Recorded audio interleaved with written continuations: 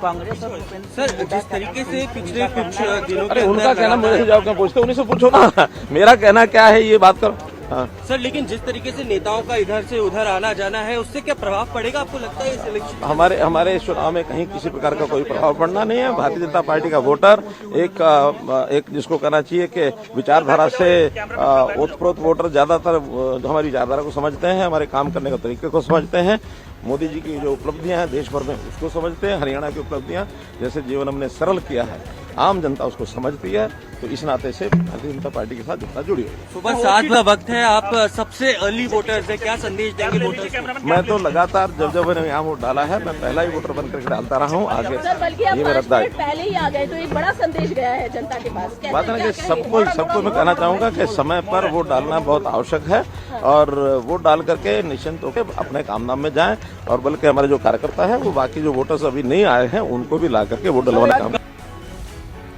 तो मनोहर लाल खट्टर को आपने सुना, वो किस तरीके से बता रहे थे कि आज मतदान का दिन है और आज अग्नि परीक्षा का भी दिन है। उन्होंने मतदान कर दिया है। सभी मतदाताओं से भी उन्होंने अपील की है कि इस मतदान के उत्सव में बढ़ चढ़कर अपनी भागीदारी सुनिश्चित करिए, और सभी 90 सीटों पर जो है उन्होंने भी रिकॉर्ड तोड़ मतदान की जो है उम्मीदें जताई हैं, अपेक्षाएं जताई हैं। और बड़ी चीज़ है यहाँ पर मनोहर लाल खट्टर जो है हमला बोलते हुए भी नजर आए कांग्रेस पार्टी पर। वजह है 5600 करोड़ का वो ड्रग्स बुक कोकीन जो राजधानी दिल्ली में पकड़ी गई है और जिसका कनेक्शन हरियाणा से निकाला जा रहा है। तो मनोहर लाल खट्टर ने किस तरीके से यहाँ पर कांग्रेस पार्टी को भी लपेटे में लिया, यानी मतदान के साथ साथ उन्होंने जनता से अपील भी की है। तो कुल मिलाकर 90 विधानसभा की सीटें हैं जिन पर वोटिंग शुरू हो गई है। सुबह 7 बजे से मतदान जारी है। मनोहर लाल खट्टर ने मतदान कर दिया है।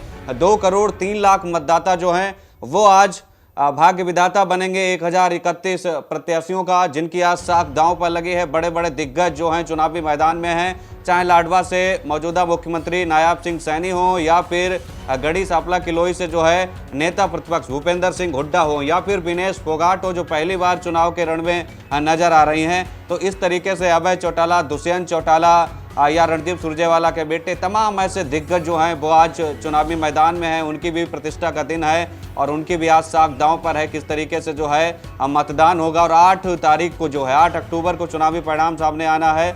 उसको लिहाज से देखिए किस तरीके से यहाँ पर तैयारी की गई है, वो आप तस्वीरें देखकर समझ सकते हैं। हम आपको एक बार हॉट सीटें बताने का प्रयास करेंगे किस तरीके से आज कौन से वो दिग्गज हैं जिनकी सीटों पर आज मतदान हो रहा है। तो तस्वीरें आपके सामने हैं। जुलाना हॉट सीट है क्योंकि जुलाना में एक तरफ जहां विनेश फोगाट हैं कांग्रेस की तरफ से पहली बार चुनावी मैदान में उतरी है, तो दूसरी तरफ भारतीय जनता पार्टी से कैप्टन योगेश बैरागी हैं।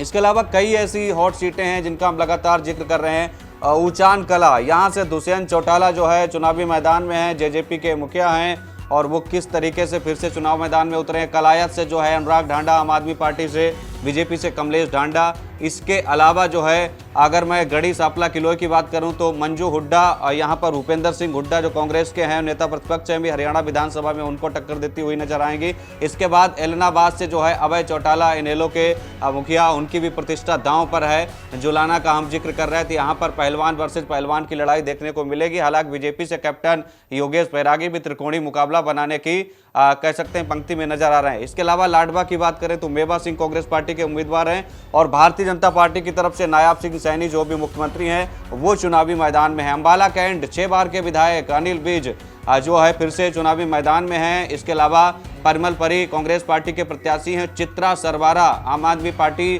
की जो है उम्मीदवार हैं। तो कुल मिलाकर ये बड़ी जानकारी हम आप तक साझा कर रहे हैं किस तरीके से जो है बड़े बड़े दिग्गज जो हैं उनकी साख आज कहीं ना कहीं दांव पर है। तोसाम श्रुति चौधरी भारतीय जनता पार्टी के उम्मीदवार हैं और किस तरीके से जो है यहाँ पर मामला जो है तोसाम में दिलचस्प होने वाला है आज, क्योंकि यहाँ पर अनिरुद्ध चौधरी जो हैं चौधरी वर्सेज चौधरी की लड़ाई यहाँ पर देखने को मिलेगी। तो हरियाणा का कौन किंग होगा, कौन सत्ता पर विराजेगा, ये भी देखना बड़ा दिलचस्प होगा, क्योंकि 10 साल से भारतीय जनता पार्टी का कब्जा है हरियाणा के रण में। अब भारतीय जनता पार्टी को उम्मीदें हैं कि वो कहीं ना कहीं फिर से जीत की हैट्रिक लगाएंगे और तीसरी बार सत्ता में आएंगे, लेकिन कांग्रेस पार्टी दावा कर रही है कि वो 10 साल का वनवास खत्म करेगी और सत्ता में आएगी। फिलहाल कौन सत्ता में आएगा कौन नहीं ये तय होगा 8 अक्टूबर को, लेकिन आज अग्नि परीक्षा का दिन है, जनता की आज बारी है। 5 साल बाद ये मौका मिलता है तो बढ़ चढ़कर मतदाता जो है मतदान केंद्र पर पहुंच रहे हैं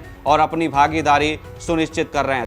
हमसे जुड़े रहने के लिए हमारे YouTube चैनल को सब्सक्राइब करें और नई वीडियो की नोटिफिकेशन के लिए बेल आइकॉन को दबाएं।